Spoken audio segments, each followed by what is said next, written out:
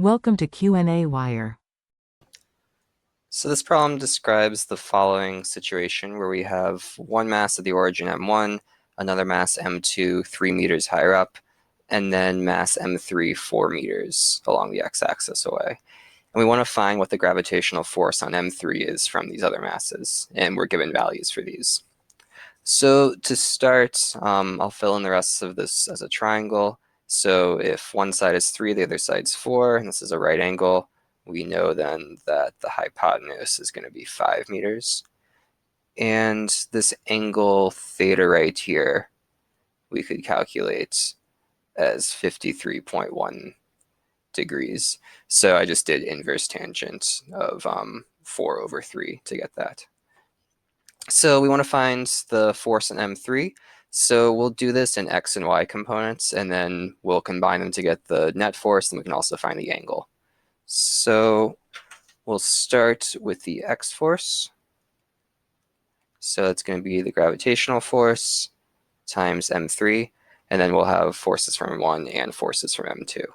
So for M1, that one's easy because it's right along the x-axis. So that's just going to be M1, and the distance is 4 meters, so 4 squared. And then also in that same direction, so this is pulling to the left. This one is also going to be pulling it to the left in the x direction. So then we'll have plus M2, and its distance is 5 meters, so 5 squared. But then we only want to take the x component of that. So we want to do sine of theta to get opposite this distance over hypotenuse. So then times sine of 53.1 degrees. And so we plug in m1 is 50, m2 is 80, and we should get then that this force is 1.89 times 10 to the minus 10th newtons. And that is in the negative x direction. Those are both pulling to the left. So for the y force now, we do the same thing. We have g, m3, and then mass 1 is going to have no y force since it's parallel with m3, so we only have to worry about m2. So we have m2, its total distance is 5, and then square that again. And then rather than doing sine, now we want to do cosine to get adjacent this component of the force. So then cosine of 53.1. And we should get then that is 6.41 times 10 to the minus 11th newtons. So we can draw our forces out here now. So we have this y component, and we have this x component.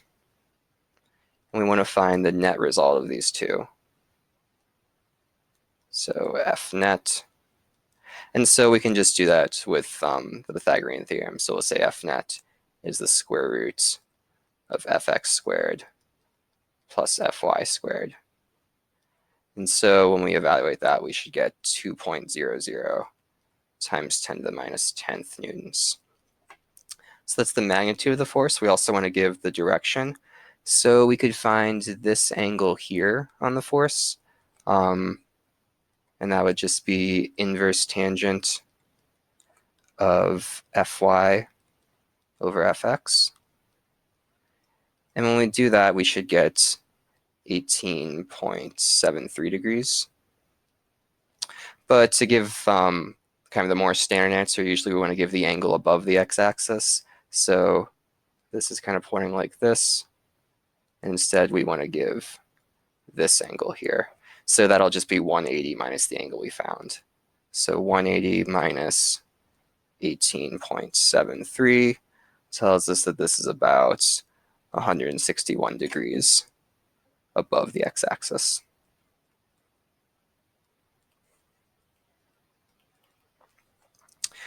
So this was part A. Part B now asks us where other than infinity could we put this third mass so that the net force on it is 0. So thinking about the x forces first, it's clear we have to put it like in line with these two masses. So anywhere else we put it, there's going to be a net X force on it. So it has to be somewhere along this line here. And then similarly, we can say it has to be between these two masses. So if it was below, it's going to be pulled up. If it's above, it's going to be pulled down. So there's some spot in the middle where M2 pulls up, M1 pulls down. They balance each other out. So it's got to go somewhere around here. And I'll call this distance from the origin X. So that will be the distance from M1. And that would mean then that for M2, its distance would be 3 minus X. So we'll do this on a new page now. So part B, so we've already determined that the X position has to be 0 for there to be a net force. And so for the Y position, now we want to say that we want our net Y force to be 0. And that force on it should just be G M3. And then we have the force from mass 1. So that's going to be pulling downwards on it. So I'll say that's a negative force, and it's a distance x away. So we have m1, and then we have that over x squared. And so that's in the negative direction. And then for our other force for m2, that will be in the positive direction. That's a distance 3 minus x away. So then we have plus m2 over 3 minus x squared. And so we want this whole thing to equal 0. So that means that this product here has to equal 0. So that tells us that this term has to equal this term. So, or rather, have to equal the negative of each other. So m1 over x squared negative has to equal negative m2 over 3 minus x squared. And so that'll mean that this whole inner term is 0. So we can get rid of those negatives, and I'll save you the algebra on this, but you'd kind of multiply these on both sides, do a little bit more algebra, solve for x, and we should find that x is 1.32 meters. We can check and just make sure that seems reasonable.